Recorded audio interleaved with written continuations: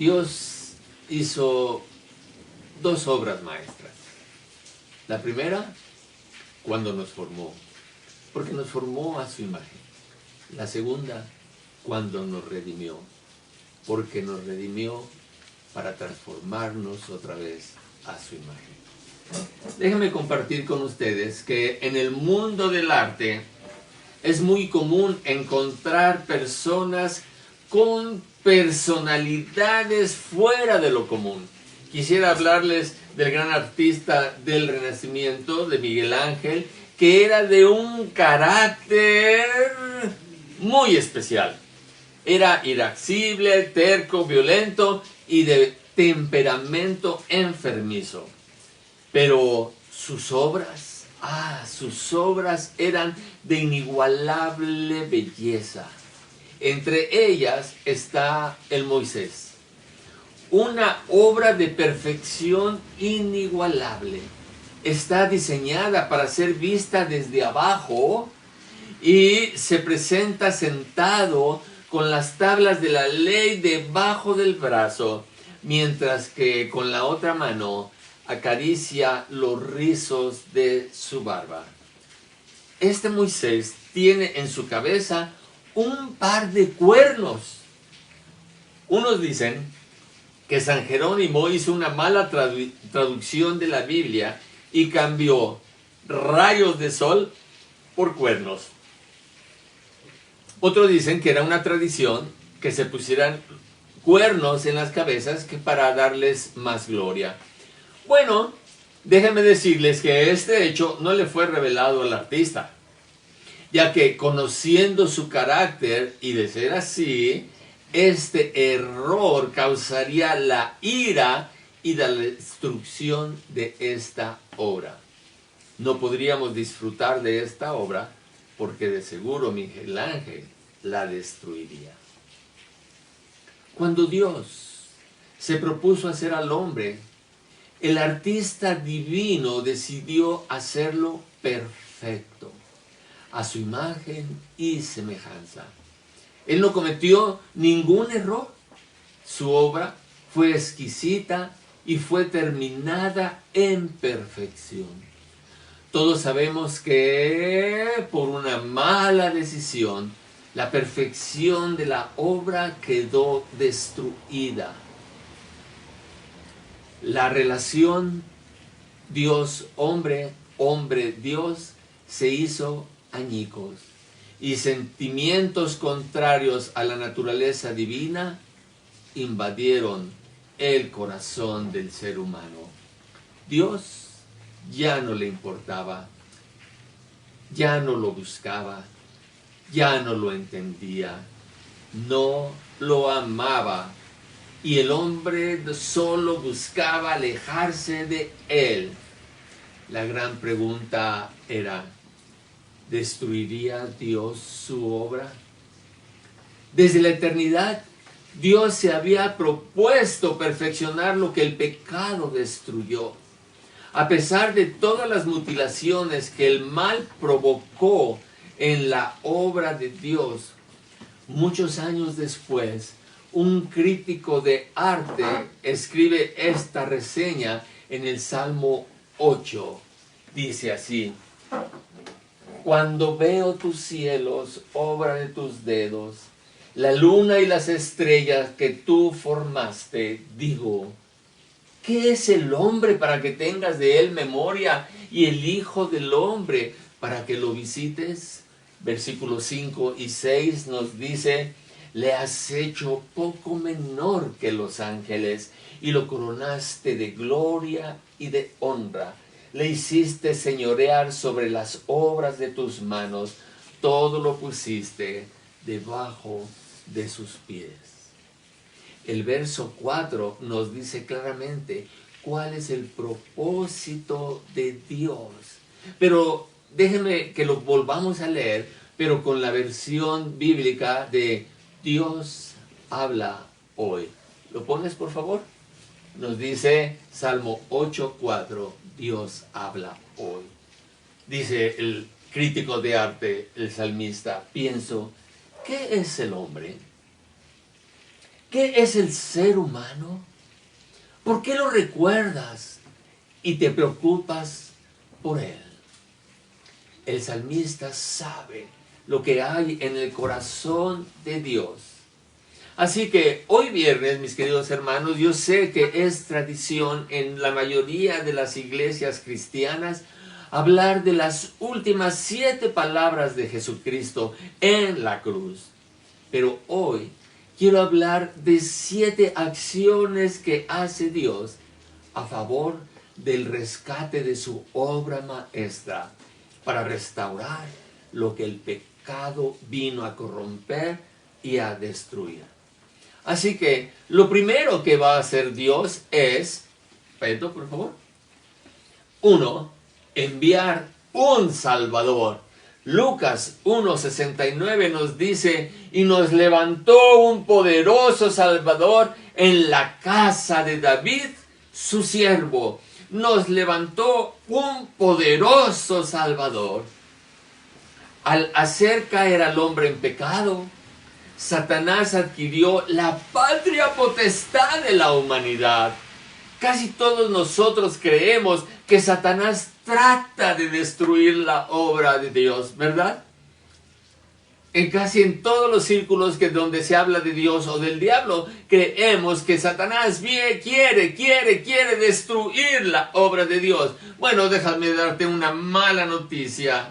Ya lo hizo.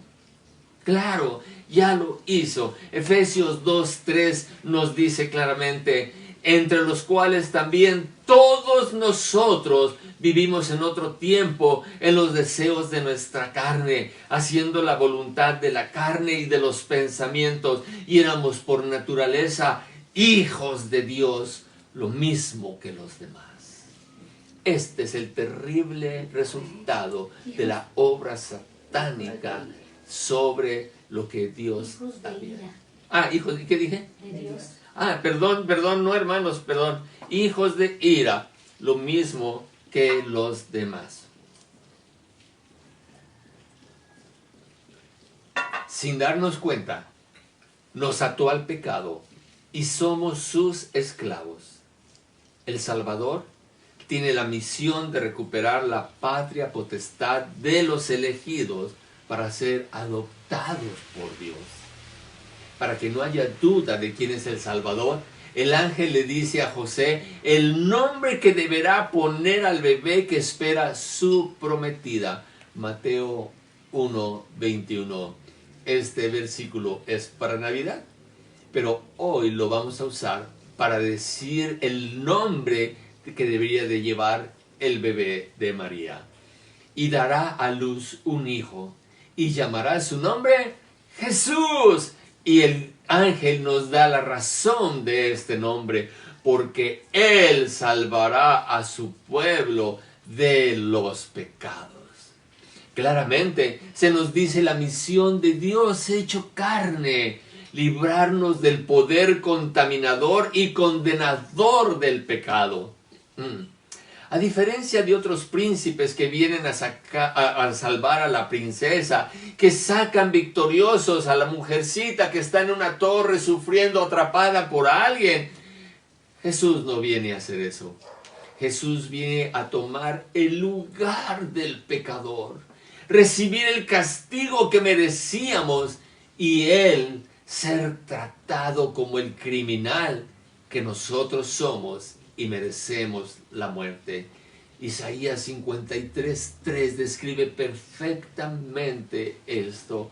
Mas Él, herido por nuestras rebeliones, molido por nuestros pecados, el castigo de nuestra paz fue sobre Él, y por su llaga fuimos nosotros curados. Así que, mis queridos hermanos, esto era el castigo que nosotros merecíamos. La segunda cosa que hace Dios a nuestro favor es que Jesús viene al mundo. Bueno, todos sabemos que Jesús viene al mundo, pero déjame decirte que de todo el universo, ¿me escuchaste bien? De todo el universo, El mundo es el peor ecosistema donde pudo ser enviado el Hijo de Dios. Porque es aquí donde el diablo ha logrado triunfar y ahora la humanidad vive con sus malvados propósitos. Mira lo que dice Juan 8:44. Vosotros sois de vuestro padre el diablo, y los deseos de vuestro padre queréis hacer. Él ha sido homicida desde el principio y no ha permanecido en la verdad, porque no hay verdad en él. Cuando habla mentira, de suyo habla, porque es mentiroso y padre de mentira. Es aquí donde Satanás pervirtió a toda la humanidad a causa del pecado, donde sería enviado Jesús. ¿Conoce Jesús el pecado? Su naturaleza es contraria al pecado. Es santidad, santidad, santidad. Tercera cosa que va a hacer Dios por nosotros. ¿Beto? Su misión, salvarnos. Juan 3:17, porque no envió Dios a su Hijo al mundo para condenar al mundo, sino para que el mundo sea salvo por él. Jesús mismo dice que Él vino a destruir las obras del diablo. Esa era su misión. Y si Él viene a destruirnos, cumpliría perfectamente con la misión, porque la humanidad es el resultado de la obra de maldad que echó a perder la creación de Dios. Y eso hubiera sido el modo fácil para Dios, destruirnos. Pero Dios, en su amor, decide recuperarnos y ha tomado el camino difícil: pagar nuestras culpas, cubrir el costo de tanta maldad. Esto tiene un precio muy alto, porque Dios mismo puso este precio. El costo de tanta maldad determina la muerte del Cordero para poder pasar en la antigüedad por alto los pecados de su pueblo. Y ahora su Cordero tendrá que morir. Cuarta cosa que hace Dios por nosotros: la cruz. Le ruego a Dios que pueda ser muy claro en esta explicación. La muerte en la cruz no es suficiente para que Dios nos limpie y perdone de nuestros pecados. Esto constituiría en salvadores a cientos de miles de personas que han muerto crucificados, pues aún en la actualidad hay algunos países que la practican como mecanismo de tortura y ejecución. Jesús, otra cosa que es muy claro, que debe ser muy claro que tú entiendas, es que Jesús no es el que más sufrió al morir. La muerte en la cruz lleva al extremo el sufrimiento humano, y Dios determinó la cruz como el altar donde sería sacrificado el Cordero que Él había determinado, llamado Jesucristo. Solo Él es el Redentor, como nos explica Pablo en Romanos 3, 22 y 25. La justicia de Dios por medio de la fe en Jesucristo para todos los que creen en Él, porque no hay diferencia, por cuanto todos pecaron y están destituidos de la gloria de Dios, siendo justificados gratuitamente por su gracia, mediante la redención que es en Cristo Jesús, a quien Dios puso como propiciación por medio de la fe en su sangre, para manifestar su justicia a causa de haber pasado por alto en su paciencia los pecados pasados. La cruz no es el elemento de salvación, el elemento de salvación es la sangre preciosa de Cristo que se derramó en la cruz.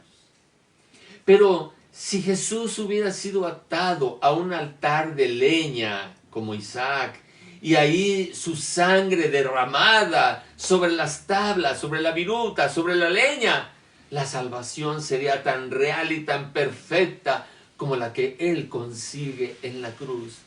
El perdón no está en la forma del sacrificio, sino en la vida sin mancha y sin defecto que el Cordero de Dios tenía que tener.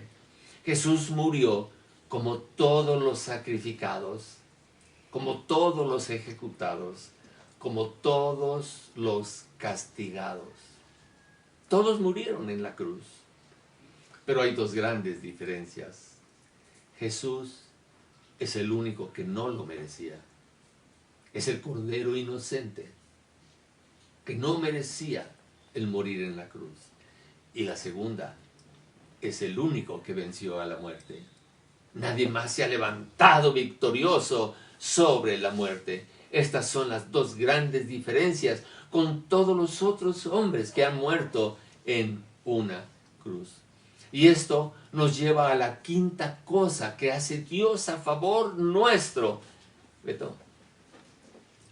La resurrección. La resurrección. Esta experiencia inédita de Jesucristo es la que garantiza nuestra salvación. Él es el único que ha resucitado y gracias a esto Él pudo cumplir con lo que estipula la ley de Dios, que para que haya expiación, el sacerdote debe ofrecer la sangre animal en el santuario, que es una sombra del verdadero santuario celestial, donde entró el Cristo resucitado. Hebreos 9:24 nos dice: porque no entró Cristo en el santuario hecho de mano, figura del verdadero, sino en el cielo mismo, para presentarse ahora por nosotros ante Dios. Jesús vivió en un estado de santidad perfecta, lo que lo hace la ofrenda óptima para el sacrificio, sin mancha y sin defecto, como está establecido por Dios desde la Pascua. Éxodo 12:5 nos dice: el animal será sin defecto, macho de 1 año, lo tomaréis de las ovejas o de las cabras. La sexta cosa es que Dios tiene que aplicar, ¿te puedes cambiar? Dios tiene que aplicar la salvación. La redención, en palabras de Jesús, consumada es. Pero Dios conoce los corazones humanos y sabe que proveer de salvación no es suficiente. Él mismo debe de aplicar esta salvación en el corazón de su pueblo. Juan 1:3, en la versión Nueva Traducción Viviente, nos dice: ellos nacen de nuevo, no mediante un nacimiento físico como resultado de la pasión o de la iniciativa humana, sino por medio de un nacimiento que proviene de Dios. Sin esta intervención divina, sin esta intervención de Dios, sin esta operación de corazón abierto que hace Dios en nuestra vida, nosotros seguiríamos muertos en nuestros delitos y en nuestros pecados. La última cosa que hace Dios a favor nuestro es enviar al Espíritu Santo. El plan de Dios incluye al Hijo viniendo al mundo a conseguir perdón gratuito para la humanidad, pero también incluye al Espíritu Santo viniendo al corazón de aquel que es llamado para aplicar en él esa redención como garantía de que Dios es vencedor y cumplirá lo prometido, como nos dice 2 de Corintios 1:22.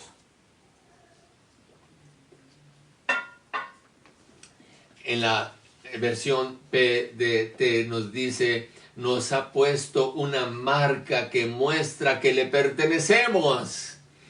El Espíritu en nuestros corazones como un adelanto que garantiza que nos dará todo lo que nos ha prometido.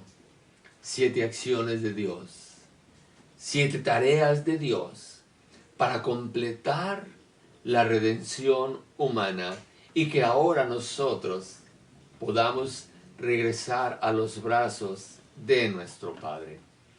Este día tan especial que nos recuerda la muerte de Jesús en la cruz, también nos habla de nuestro regreso al hogar, a los brazos de nuestro Dios, donde viviremos con Él por la eternidad.